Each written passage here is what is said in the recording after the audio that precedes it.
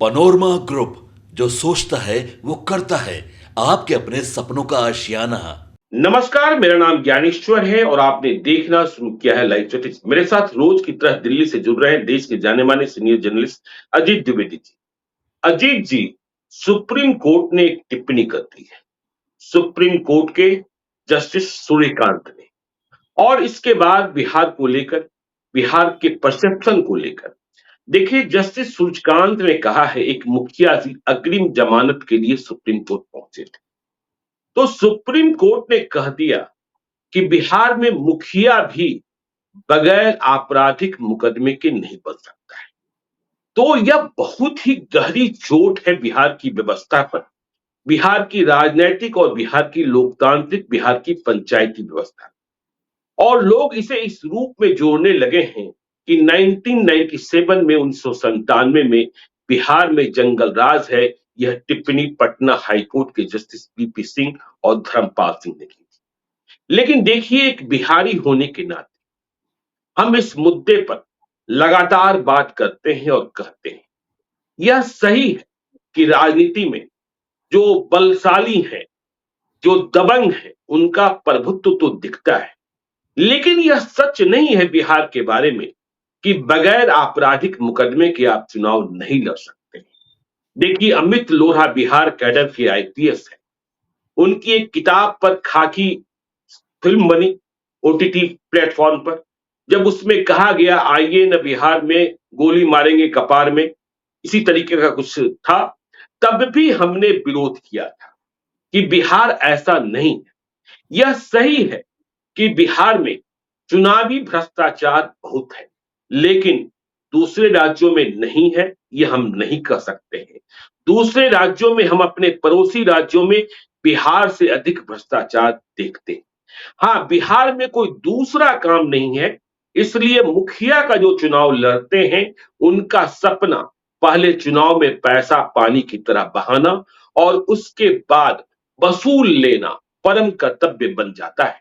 यह भी सच है। आप मुखिया जी को देखें, जो मुखिया बन जाते हैं सबसे पहले स्कॉर्पियो खरीदेंगे और उसके बाद उनकी संपत्ति कहां तक पहुंच जाती है, यह बात समझ में नहीं आती है। लेकिन बिहार में सिर्फ अपराधी ही चुनाव लड़ सकता है, मुखिया बन सकता है। जस्टिस सूर्यकांत की टिप्पणी से मतभेद करने का यह अधिकार तो हमें प्राप्त होता ही होता है। बिहार के बारे में ऐसी कल्पना नहीं करा जाना चाहिए। देखिए, बिहार एक ऐसा राज्य है जहां हम बार-बार कहते हैं, आप भी चर्चा में कहते हैं, बहुत ऑर्गेनाइज्ड गैंग्स नहीं है। बिहार में कोई ब्रजेश सिंह नहीं है, बिहार में कोई धनंजय सिंह नहीं है, बिहार में कोई मुख्तार अंसारी नहीं है, बिहार में कोई हरिशंकर तिवारी नहीं है, और जो थे वह या तो खत्म हो चुके हैं या उन्होंने रास्ता बदल दिया है, रास्ता बदला है। और नीतीश कुमार की सरकार में यह क्रेडिट तो नीतीश कुमार को देना होगा कि यदि उनके अपने ने भी अपराध किया, चाहे वह अनंत सिंह हो, चाहे सुनील पांडे हो, चाहे और भी जिनका नाम ले सकते हैं, शहाबुद्दीन किस तरीके से सरे और खत्म ही हो गए, यह बिहार की गवाही है। तो बिहार के बारे में यह परसेप्शन पॉलिटिकल सिस्टम पर सवाल पैदा होता है, भ्रष्टाचार पर सवाल पैदा होता है। बिहार में भ्रष्टाचार बहुत है, लेकिन उसके भी कारण है। इस पर चर्चा आज हम लोग करें और फिर हम आगे यह भी बताएंगे बिहार में आजकल वोट खरीदे कैसे जाते हैं, मुखिया के चुनाव से लेकर और एमपी के चुनाव तक क्या रणनीति होती है। अजीत जी। देखिए ज्ञानेश्वर जी, आपने ये बहुत ही जरूरी विषय उठाया है। इस जी जरूरी विषय के दो आयाम हैं, दो पहलू हैं। एक तो ये कि राजनीति का अपराधीकरण किस तरह से हुआ है और बिहार भी उसे अछूता नहीं है। एक तो ये बिल्कुल। पहलू है कि जिस तरह से देश के बाकी राज्यों में जो बाहुबली हैं या जो धनबली हैं, जिनके पास पैसा है और बाहुबल है, उनके जीतने के चांसेस कितने बढ़ गए हैं और उसी तरह के लोग, ज्यादातर लोग राजनीति में आ रहे हैं। जी। एक तो ये पहलू है जिसके ऊपर ठीक टिप्पणी थी सुप्रीम कोर्ट की। लेकिन दूसरा पहलू उसका ये है कि ये टिप्पणी खास बिहार के संदर्भ में हुई।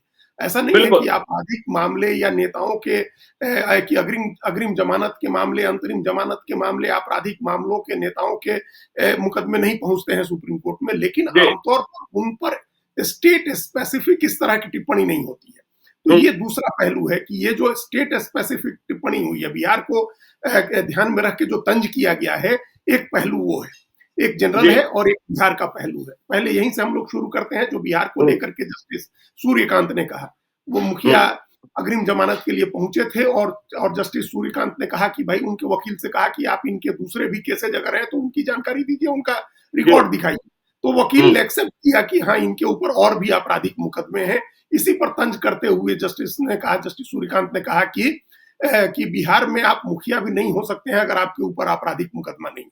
जी ये बहुत बड़ी टिप्पणी है। ये एक बड़ा, इसको स्वीपिंग स्टेटमेंट बोलते हैं। इस तरह का स्वीपिंग स्टेटमेंट भले ही फैसले में नहीं लिखा गया हो, लेकिन सुप्रीम कोर्ट के एक माननीय जज की मौखिक टिप्पणी भी मामूली नहीं है।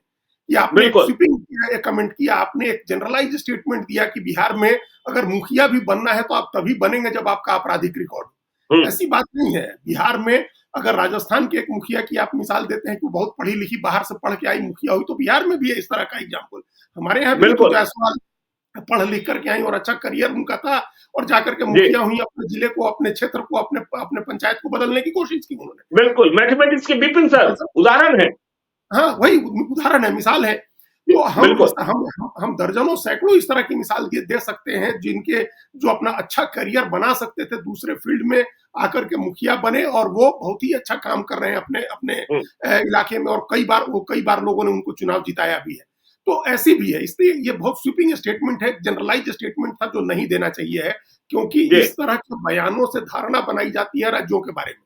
आज सोशल बिल्कुल मीडिया का जमाना है। आपने जब 97 की मिसाल दी तब तो सोशल मीडिया नहीं था, और उस हम्म, समय एक टिप्पणी कोर्ट की कैसे चिपक गई लालू यादव और पूरे उनकी पार्टी के ऊपर कि आज तक छुटकारा नहीं मिल सका। जी उसके बाद दुनिया कितनी बढ़ गई, कितना अपराध बढ़ गया राजनीति में, कितने अपराधी नेता बन गए, लेकिन ये आरोप लालू यादव और उनकी पार्टी से चिपका तो आज तक चिपका हुआ है। इसलिए बिल्कुल अगर ये एक टिप्पणी है, और ये टिप्पणी, इस टिप्पणी से बिहार के बारे में अगर लोग धारणा बनाते हैं पूरे देश में, तो हम उसको कैसे रोक सकते हैं, या कोई भी उसको कैसे बिल्कुल रोक सकता है? जो भी बिल्कुल धारणा बनाएगा और वो कहेगा कि भाई ये तो हम नहीं कर रहे हैं, ये तो हमारी टिप्पणी नहीं है, ये तो जी माननीय सुप्रीम कोर्ट की टिप्पणी है। तो हम्म, ये इससे असहमति है कि आप, हम्म, बिहार में अपराध है, हम इस बात को स्वीकार कर रहे हैं, और आंकड़े भी कहते हैं कि बिहार में बहुत अपराध है। आपराधिक छवि वाले बहुत से लोग मुखिया, विधायक, सांसद बने हैं, इसमें भी कोई संदेह नहीं है। जी लेकिन लेकिन ये कि बिहार में यही योग्यता है कि मुखिया होने की, तो इसका मतलब कि यही योग्यता विधायक होने की है, यही योग्यता बिल्कुल सांसद होने की है। फिर तो ये जी बहुत बड़ी टिप्पणी हो गई ना, और ये बड़ा एक दाग लगाने वाली बात हो गई बिहार के इमेज के ऊपर, जो ऑलरेडी हम्म, पहले से डेंटेड इमेज है, पहले से खराब इमेज, जो मीडिया के द्वारा गढ़ी हुई इमेज है, उसको आप और उसको पुख्ता करने वाला स्टेटमेंट हो गया ये। तो इससे बिल्कुल एकदम शुद्ध रूप से असहमति है कि ऐसा नहीं कहा जाना चाहिए कि बिहार में यही योग्यता है कि आप अपराधी हैं तभी होंगे।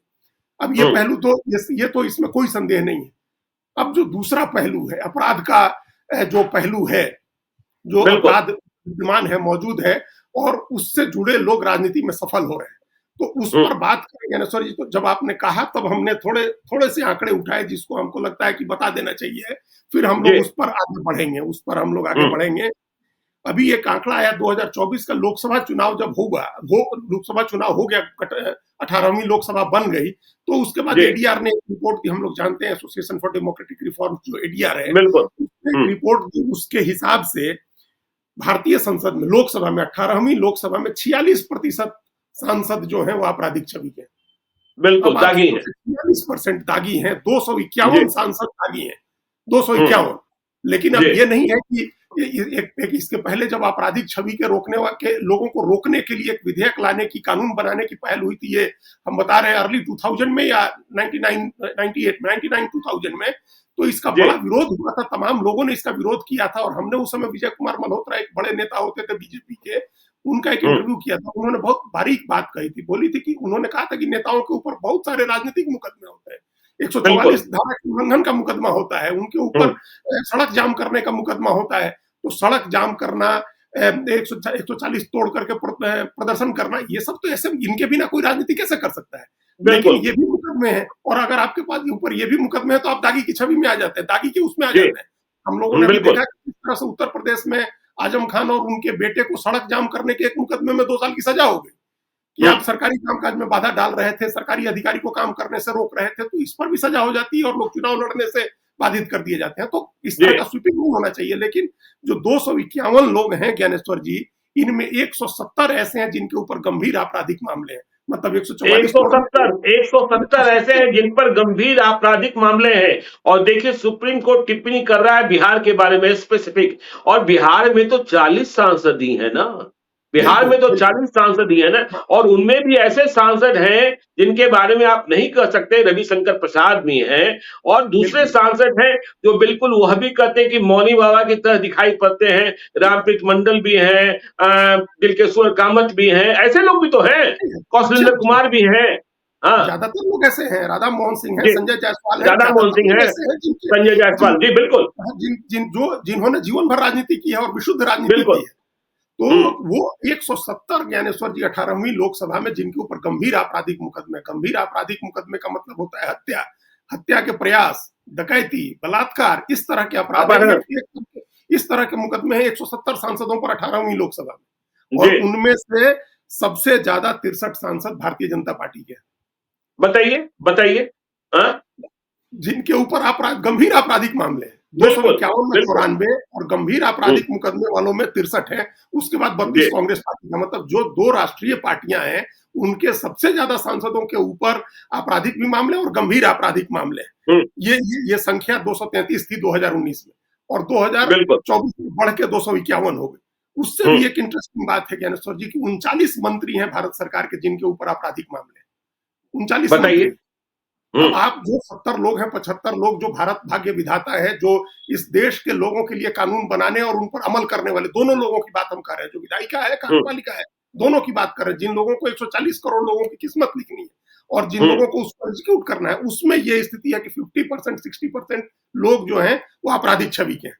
अब जी, एक और चौंकाने वाला आंकड़ा ज्ञानेश्वर जी हमको खोजते हुए आया कि हमने देखा कि सबसे ज्यादा आपराधिक विधायक कहाँ है, आपराधिक छवि के विधायक कहाँ है। तो जी। आपको भी हैरानी होगी कि सबसे ज्यादा आपराधिक छवि के विधायक केरल में है। अच्छा। हाँ, सबसे ज्यादा आपराधिक छवि के विधायक केरल में है। जी। जो जो जिनके ऊपर जिनके जो वहां के 70% विधायक, सत्तर अच्छा। प्रतिशत विधायकों पर आपराधिक मामले हैं, हम्म, 70% विधायकों पर। और बिल्कुल। उससे भी दिलचस्प आंकड़ा एक हमको मिला लोकसभा का देखते हुए आंकड़ा, 18वीं लोकसभा में एक जी, एमपी है जिसके ऊपर 88 मुकदमे हैं, हत्या, बलात्कार, 88 डकैती, मुकदमे हैं, 88 88 मुकदमे मुकदमे हैं। हैं। और बताइए। वो हाँ, एक एमपी 88 मुकदमे है, और वो एमपी केरल का है, वो एमपी केरल का, बिहार का केरल नहीं का, है। और बिहार का बदनामी नहीं है, बिहार की होगी। हाँ, बिहार की। बदनामी बिहार की देखिए, होती है। आरजेडी के भी जो एमपी इस बार चुनाव जीते हैं, सुधाकर सिंह के बारे में आप आंदोलन का मुकदमा कह सकते बिल्कुल हैं। बिल्कुल बिल्कुल हाँ, मीसा भारती के खिलाफ जो दूसरे मुकदमे चल रहे हैं आर्थिक अपराध का, जो उनके पिता से जुड़ा है, हाँ, सुरेंद्र यादव का नाम आ सकता है, लेकिन बाकी जो उनके एमपी चुनाव जीते हैं वो भी दूसरे किस्म के हैं। बिल्कुल बिल्कुल। वो राजनीतिक मुकदमे उनके ऊपर ज्यादा हुए, आंदोलन से जुड़े जी, मुकदमे हुए। 88 जी। मुकदमे, सबसे ज्यादा मुकदमे वाला एमपी केरल का है। दूसरा हम्म, सबसे ज्यादा मुकदमे वाला एमपी जिसके ऊपर 47 केस हैं ज्ञानेश्वर जी, वो भी केरल का है, जी। उसके ऊपर 47 मुकदमे। और तीसरा सबसे हम्म, ज्यादा मुकदमे वाला एमपी जो है उसके ऊपर 45 मुकदमे हैं, वो तेलंगाना का है। तो जो बताइए, टॉप पहला 3 दूसरा मुकदमे तीसरा कोई नहीं, और लोग चर्चा करेंगे, कहेंगे भाई बिहार के, बिहार में बाहुबली ही भरे भरे पड़े हाँ, हैं। बिल्कुल। और जब अपराध की बात होगी, जब राजनीति जनरलाइज करने की, जो एक आपने स्टीरियोटाइप बिहार का बनाया हुआ है, जी, हमने जो पहले असहमति जताई, आपने भी और हमने भी, वो इसलिए क्योंकि उस स्टीरियोटाइप को सुप्रीम कोर्ट का के कोई माननीय जज कैसे जस्टिफाई कर सकते हैं, बिहार को बिल्कुल। लेकर के स्टीरियोटाइप बना हुआ है। तो अभी जी, आप देखिए कि सबसे ज्यादा मुकदमे वाले जो टॉप 3 हैं, उसमें 2 केरल के हैं, एक तेलंगाना के हैं, आर्थिक रूप से सक्षम प्रदेश हैं दोनों, और सबसे ज्यादा साक्षरता वाला प्रदेश है केरल। तो वहां से बिल्कुल। जीत के आए हुए हैं लोग।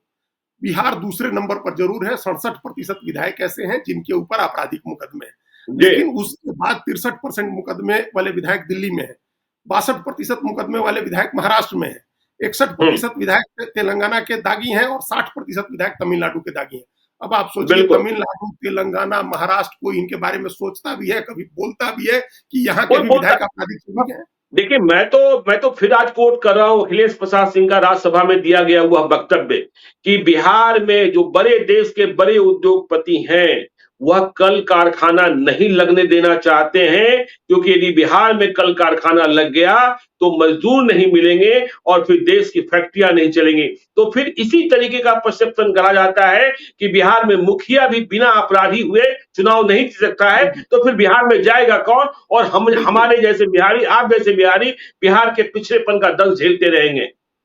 एकदम ये बहुत अच्छा पहलू आपने इसमें ऐड किया, क्योंकि ये जो परसेप्शन बनता है, अब जैसे जैसे माननीय जज ने कहा, उसके बाद मीडिया में छपा, सोशल मीडिया में प्रचारित हुआ, और आप हम लोग पहले भी चर्चा कर चुके हैं कि जो पूंजीपति है, उद्योगपति है, जिसको निवेश करना होता है, वो सबसे ज्यादा सेंसिटिव होता है, सबसे ज्यादा संवेदनशील होता है, वो जोखिम लेता है, लेकिन जानबूझ करके ऐसी जगह जोखिम लेने नहीं जाएगा जिसके बारे में ये धारणा बना दी गई हो कि यहाँ बहुत अपराध होता है। देखिए, इस तरह की धारणा पूरी दुनिया में जब बनती है, अभी पिछले दिनों अमेरिका का एक जो धार्मिक आयोग है, वहां जो धार्मिक आधार पर अलग अलग धर्मों के लोगों के साथ व्यवहार का अध्ययन करता है, उस आयोग ने कहा कि भारत में बहुत धार्मिक उत्पीड़न है अल्पसंख्यकों का, और धार्मिक रूप से भेदभाव होता है। तो तुरंत भारत सरकार ने प्रेस कॉन्फ्रेंस करके विदेश मंत्रालय ने इसको खारिज किया कि ये पूर्वाग्रह से भरी हुई रिपोर्ट है और भारत की छवि खराब करने के लिए की जा रही है। तो जो बिहार के बारे में कहा जाता है, क्या उस तरह से बिहार के लोगों को आगे आकर के, बिहार के नेताओं को आगे आकर के इस परसेप्शन को चैलेंज नहीं करना चाहिए कि हमारे यही तो दुखद है, यही तो दुखद है कि बिहार वाले आपस में लड़ते हैं और बिहार के बारे में, बिहार की छवि को, मतलब अभी भी देखिए जो राजनीतिकरण है और जो चुनावी मुद्दे गढ़े जा रहे हैं कि 2005 के पहले क्या, अभी क्या, वो कह रहे हैं तब जंगल राज था, आज कहा जा रहा है कि अधिकारियों का जंगल राज है। तो बिहार इसी में भेद चढ़ जाता है, बलि चढ़ जाता है और बिहार के विकास का पहिया थम जाता है। हाँ, और बिल्कुल ये कोई इसमें कोई आदमी, कोई भी पार्टी बिहार के मतलब अपने पार्टी पॉलिटिक्स से ऊपर उठ करके भी एज ए बिहारी कोई पॉलिटिकल लीडर इस बात को चैलेंज नहीं करता है। अब जैसे कर दिया, माननीय जज ने एक टिप्पणी कर दी, तो तमाम अपोजिशन की पार्टियां उसको मुद्दा बना लेंगी, आरजेडी और कांग्रेस की। देखिए बिहार में किस तरह से अपराध हो गया, ये 20 साल का देन है। 20 साल में जो जेडीयू और बीजेपी ने यही किया है बिहार में। जैसे जेडीयू बीजेपी ने बिहार एक हाईकोर्ट की टिप्पणी को आधार बना करके बिहार के पूरे शासन को जंगल राज साबित कर दिया। तो ये दोनों पार्टियां, इस तरह की बातों का राजनीतिक इस्तेमाल इतना होता है कि वही परसेप्शन, वही धारणा बन जाती है। बिहार के लोग ही, बिहार के नेता ही, बिहार के पत्रकार ही ये धारणा बनवाते हैं बिहार के बारे में। अभी इसी रिसर्च में अभी देखते हुए ज्ञानेश्वर जी, एक और बड़ी दिलचस्प बात पता चली। एक बात यह है, इस बारे में जरूर बिहार के लोगों को सोचना चाहिए है कि 17 ऐसे विधायक हैं देश भर में, 47 ऐसे विधायक हैं देश भर में जिनके ऊपर हत्या का केस है, मतलब हत्या करने का आरोप है। उसमें सबसे ज्यादा 17 लोग बिहार के हैं। तो ये जो बिहार में हत्या के आरोपी विधायकों की संख्या ज्यादा है। पूरे देश में 14 विधायक ऐसे भी हैं जो बलात्कार के आरोपी हैं। ये अच्छी बात है कि उसमें से बिहार का कोई नहीं है। तो ये बिहार में अब जो अपराध है हत्या से जुड़े हुए, उसमें कई लोग ऐसे हैं जो ये कह सकते हैं कि सीपीएम और माले के लोग जो पहले इस तरह के आंदोलनों में भी रहे हैं, वैसे लोगों पर कई इस तरह के आरोप लगे हुए हैं। वो एक सामाजिक और राजनीतिक स्थिति को भी उससे जोड़ सकते हैं हम लोग। एक और बहुत दिलचस्प बात है, अनेक लोग तो ऐसे हैं ज्ञानेश्वर जी जिनको अलग अलग अदालतों से सजा हो चुकी है। 27 सांसद ऐसे हैं अभी लोकसभा में जिनको सजा हो चुकी है अलग अलग अदालतों में, और वो सजा पर रोक लगा करके और दोबारा चुनाव लड़े। तो इस परसेप्शन को इस रोशनी में दूसरे देश के दूसरे राज्यों की जो स्थिति है उनके साथ तुलना करते हुए बिहार के नेताओं को चाहिए, बिहार के जो समाजशास्त्री हैं, राजनीतिक विश्लेषक हैं, उन लोगों को चाहिए कि ये धारणा बदलने की कोशिश करें। देखिए, एक कहावत है पुरानी ज्ञानेश्वर जी की, बद अच्छा बदनाम बुरा। तो अनेक राज्य हैं जहां ज्यादा दागी छवि के लोग हैं, ज्यादा आपराधिक छवि के लोग। बिहार के बारे में आप परसेप्शन करते हैं और कहते हैं कि मुखिया भी बगैर अपराधी हुए चुनाव नहीं जीत सकता है। ये बिहार है, ये सीमान है, डॉक्टर राजेंद्र प्रसाद की धरती है। शहाबुद्दीन की पत्नी को, शहाबुद्दीन तो स्वयं नहीं हारे, लेकिन शहाबुद्दीन की पत्नी हिना साहब लगातार चुनाव। शहाबुद्दीन से बड़ा बाहुबली कौन था? काली पांडे से बड़ा बाहुबली कौन था? पीर बहादुर सिंह से बड़ा बाहुबली कौन था? पीर मोहबिया से बड़ा बाहुबली कौन था? तो बिहार की जनता जवाब देना जानती है। और क्रम से देखिए, हम यह नहीं कर रहे, अब जनता भी जागरूक है और वह पहचानती है कि हमें अपराधी, ठीक है, उनका बोलबाला दिखता है, लेकिन उन्हें हारते हुए भी हम देखते हैं। ऐसा नहीं है कि सब जगह बाहुबली ही जीत जा रहे हैं। नहीं, लगातार अनेक, आपने जैसे पहले कहा कि या तो उन लोगों ने रास्ता बदल दिया, ऑर्गेनाइज्ड क्राइम बंद हो गया, और राजनीति में भी आए तो सफलता की गारंटी नहीं हुई। बहुत सारे लोगों पर सजा हो गई जिनको चुनाव लड़ने पर रोक लगा दी गई, और बहुत सारे लोग लगातार चुनाव हार रहे हैं, कई चुनावों से हार रहे हैं, उनके परिवार के लोग भी चुनाव हार रहे हैं, और ये बिहार की जनता स्वयं स्फूर्त तरीके से कर रही है अपने आप। इतने बड़े बाहुबली थे मुन्ना शुक्ला, चुनाव हार गए ना, हार गए, बिल्कुल चुनाव हार गए। तो ये स्थिति, मतलब ऐसा नहीं है कि बिहार के लोग इन चीजों को बदलने की कोशिश नहीं कर रहे हैं। अपने स्तर पर बिहार के के जो आम नागरिक हैं, आम मतदाता हैं, वो इसको बदलने की कोशिश कर रहे हैं। लेकिन बिल्कुल। अब उसकी उसमें जो दूसरा पहलू है ज्ञानेश्वर जी, वो ये है कि जो राजनीतिक दल हैं, उनकी हम्म, सबसे बड़ी जिम्मेदारी बनती है कि वो किस तरह का उम्मीदवार चुनते हैं। अगर सारी हम्म, राजनीतिक पार्टियां एक ही तरह की आपराधिक छवि के उम्मीदवार दे देंगी, फिर मतदाता के सामने क्या ऑप्शन बचेगा? इसी बिल्कुल। इसी इसी राजनीतिक हालात में प्रशांत किशोर अपने लिए जगह तलाश रहे हैं। उनको पता बिल्कुल। है कि अगर कोई भी व्यक्ति आता है ये सोच लेकर के कि हम बदल देंगे इस छवि को और हम आपराधिक छवि के लोगों को टिकट नहीं देंगे, तो तुरंत हो सकता है बिहार की जनता उसको हाथों हाथ ले। बिहार के लोग भी उबे हम्म, हुए हैं। बिहार के लोग भी चाहते हैं कि उनके यहाँ पढ़ा लिखा और समझदार व्यक्ति उनका जनप्रतिनिधि बने, जो उनका मान सम्मान बढ़ाए। आज तमाम बिहार के लोग जो देश के और दुनिया के अलग अलग हिस्सों में है, क्या वो कम अपमानित महसूस करते हैं अपने को इस तरह की बिल्कुल। रिपोर्ट? बिल्कुल। बिल्कुल। क्या उनको शर्म नहीं आती है? वो भी चाहते हैं कि चीजें बदल जाए, लेकिन हम्म, कैसे बदल जाए? अगर दोनों पार्टियां गठबंधन में सिर्फ एक ही क्राइटेरिया है विनेबिलिटी का, कि जो जीत सकता है हम उसी को टिकट देंगे, अगर इस क्राइटेरिया पर खाली चुनाव लड़ा जाएगा तो कैसे विकल्प मिलेगा दूसरा की जनता चुन सके? बिहार जी। की इसी तरह के उम्मीदवारों को देखते देखते तो ऐसा होता है ज्ञानेश्वर जी, जो हम 10 बार कह चुके हैं कि 22% के करीब जनता किसी को वोट नहीं करती है, इन लोगों को वोट नहीं जी। करती है। उनमें से बिल्कुल। किसी गठबंधन को वोट नहीं करती है, वो अन्य को वोट कर देती है, निर्दलीय को वोट कर देती है, इनको वोट नहीं करती है। ये तादाद बढ़ भी सकती है और अगर कोई हम्म, तीसरा विकल्प आता है तो लोग उसको चुन भी सकते हैं। ऐसा नहीं है, बिहार हम्म, के लोगों में एक जागरूकता आई हुई है और प्रशासन के स्तर पर भी किसी न किसी तरह नीतीश कुमार की तरफ से लगातार उनके शासन में ये कोशिश की गई है कि अपराध को कम किया जाए, जी। अपराध रोका जाए। इसके लिए अपराध मतलब अधिकारी भी बदले गए, नए सक्षम अधिकारी ले आए गए, वो लगातार कोशिश भी कर रहे हैं। लेकिन बिल्कुल। उस कोशिश के बाद कोशिशें काफी हद तक कामयाब भी हुई हैं, तभी ऑर्गेनाइज्ड हम्म, क्राइम खत्म हुआ है बिहार में। लेकिन अब पैशन क्राइम कोई नहीं रोक सकता है। पैशन क्राइम को, जो आर्थिक इंटरेस्ट, आर्थिक हितों की वजह से जो अपराध हो रहे हैं, उसको भी कोई नहीं रोक सकता है। चूंकि किसी के बिल्कुल। ऐसे ऐसे अपराधी पकड़े जा रहे हैं ज्ञानेश्वर जी, जो फर्स्ट टाइम क्राइम करने वाले हैं, तो किसी को सपना तो नहीं आना है बिल्कुल। में और हाँ, कहाँ बिल्कुल, पैशन क्राइम में तो यही हो रहा है। और देखिए अजीत जी, हम कह रहे थे वोटों की बिक्री की बात। देखिए, जब आप राजनीति की बात करते हैं, चुनाव की बात करते हैं, तो कहा जाता है कि बिहार में वोट बिकते हैं। लेकिन मुझे लगता है कि बिहार में वोटों की बोली सबसे कम लगती है। कम है, बिल्कुल इसमें सबसे भी कम। बिहार का पिछड़ापन और बिहार की गरीबी एक वजह है। लेकिन वोटों की बिक्री का क्या ट्रेंड बदला है, हम आपसे चर्चा कर लेना चाहते हैं। देखिए, एक मुखिया जी, चूंकि मुखिया जी से ही बातचीत शुरू हुई। एक मुखिया जी हैं जो लगातार चुनाव जीत रहे हैं। उन्होंने कहा कि देखिए, हमने पहला चुनाव 19,000 रुपयों में जीता और अंतिम चुनाव 40 लाख रुपए में जीता है। लेकिन हमने यह देखा, पिछले चुनाव के पहले वाले चुनाव में खर्चा करीब 28 लाख रुपया था, कि हमारे वोट खर्चे बढ़ रहे हैं लेकिन वोट घट रहे हैं। जबकि पैकेट लिफाफा हम हर परिवार को भेज रहे थे। तो हमने पिछले चुनाव में ट्रेंड बदल दिया। हमने पूछा क्या कर दिया आपने? अब उसी ट्रेंड को देखिए, बिहार के दूसरे उम्मीदवार विधानसभा चुनाव में अख्तियार करने जा रहे हैं। तो उन्होंने ट्रेंड ऐसे बदला कि अब एक परिवार में 5 लोग हैं, तो पहले जो लिफाफा जाता था, यदि 500 रुपए की बोली लगी, तो 2,500 रुपए का लिफाफा जाकर परिवार के मुखिया को दे दिया था। लेकिन जब नतीजे आए तो समझ में आया कि परिवार में ही मतभेद है। ससुर जी को पैसा मिल गया, उन्होंने बहू को नहीं दिया, बहू भी मतदाता है। भैया को पैसा मिल गया, उन्होंने छोटा भाई को नहीं दिया, छोटा भाई भी मतदाता है। बेटा और बाप में मतभेद है।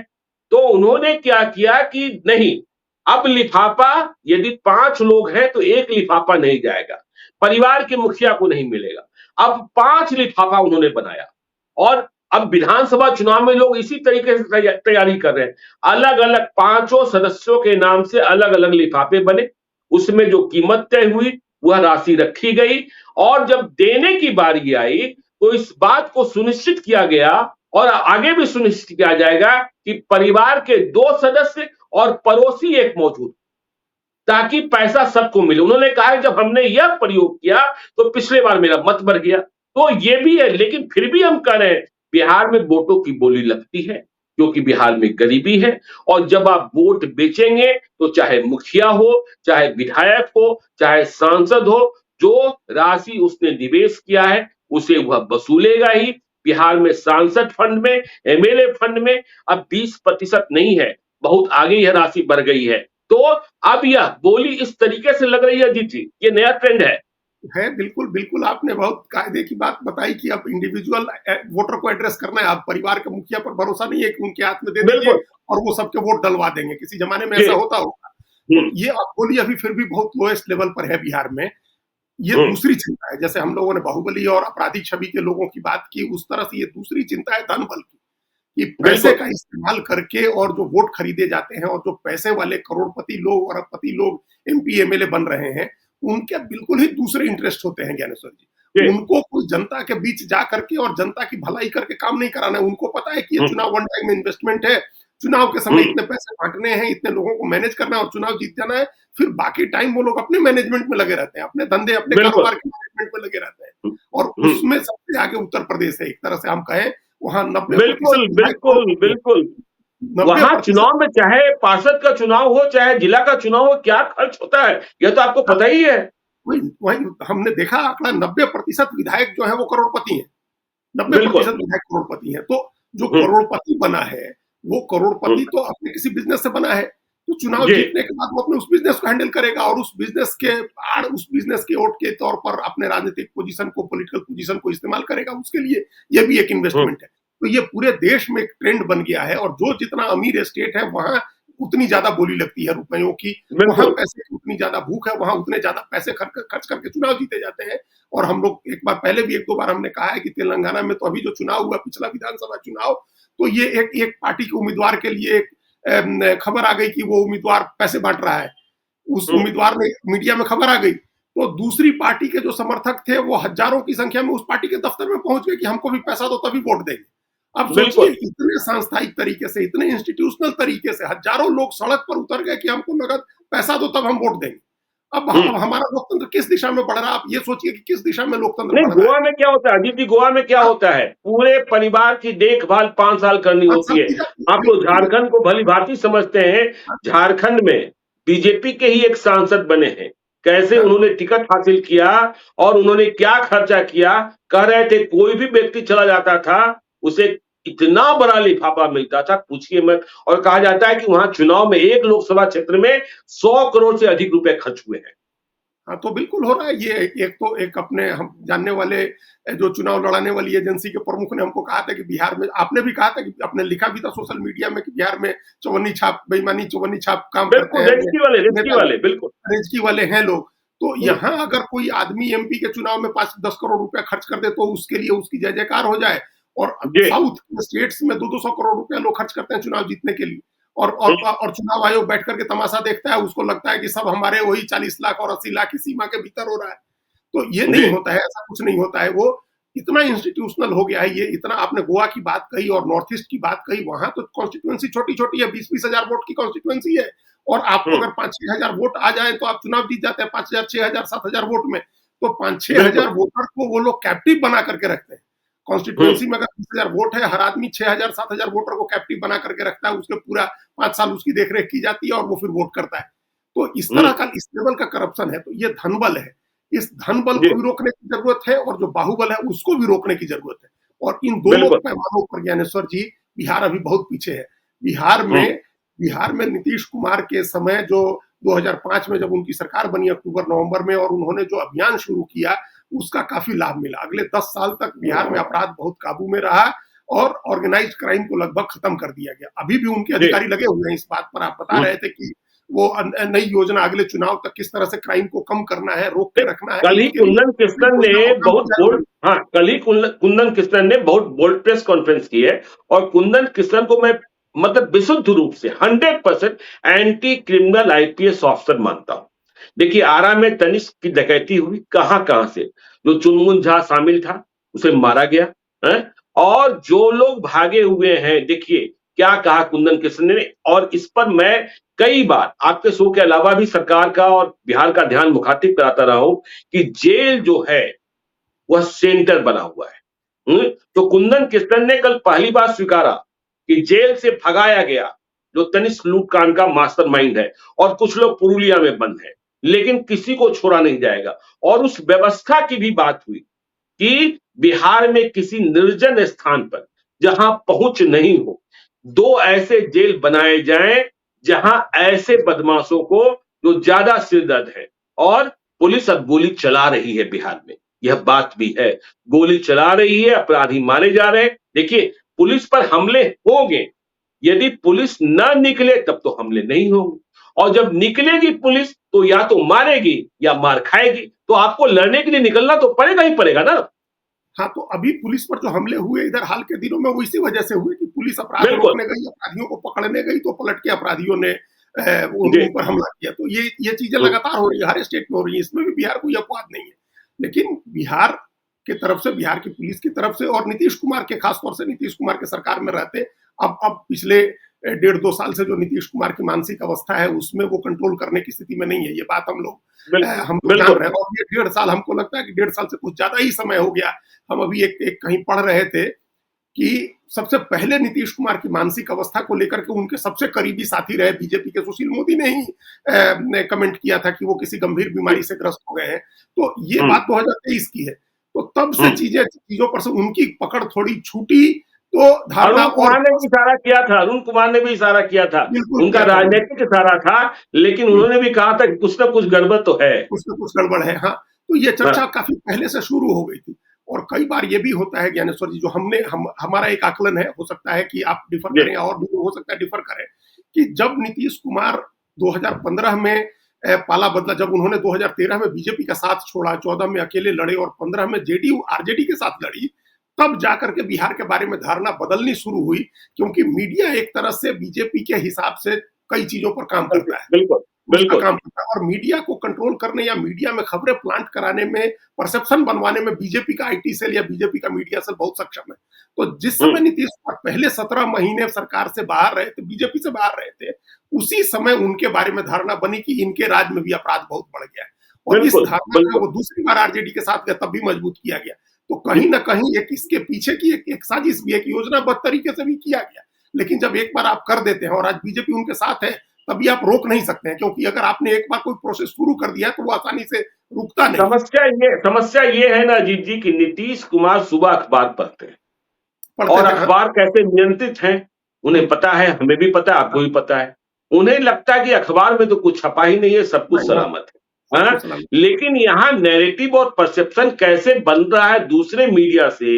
इधर के दिनों में आप देख रहे होंगे, नेशनल मीडिया ने भी नीतीश कुमार की मानसिक अवस्था पर खुली बहस शुरू कर दी है। हाँ? तो नीतीश कुमार का ध्यान उधर जाता ही नहीं है, वह तो सोचते हैं कि भाई 10 साल में दुनिया ही खत्म हो रही है।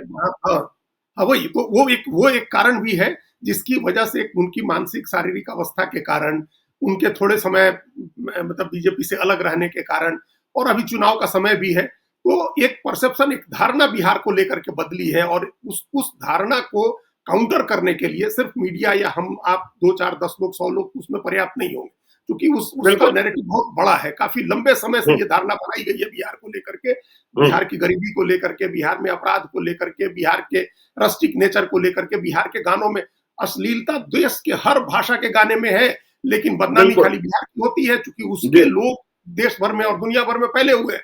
तो उस परसेप्शन को उसी अनुपात में काउंटर करने की जरूरत है, जो नहीं किया जाता है ज्ञानेश्वर जी, वो करने की जरूरत है। तो चलिए देखिए, काउंटर तो करेंगे जब बिहार को कोई बदनाम करेगा और बिहार के बारे में वैसी बात कहेगा जो सच्चाई से दूर है, तो बोलेंगे जरूर, क्योंकि बोलना तो है। तो आप देखते रहिए लाइव सीरीज को। यदि अब तक आपने हमारे यूट्यूब चैनल लाइव सीरीज को सब्सक्राइब नहीं किया है तो जरूर कर लीजिएगा, और यदि इस वीडियो को आप फेसबुक पेज के माध्यम से देखो तो पेज को लाइक कीजिएगा, हैंडल एक्स पर भी हमें फॉलो कीजिए। धन्यवाद।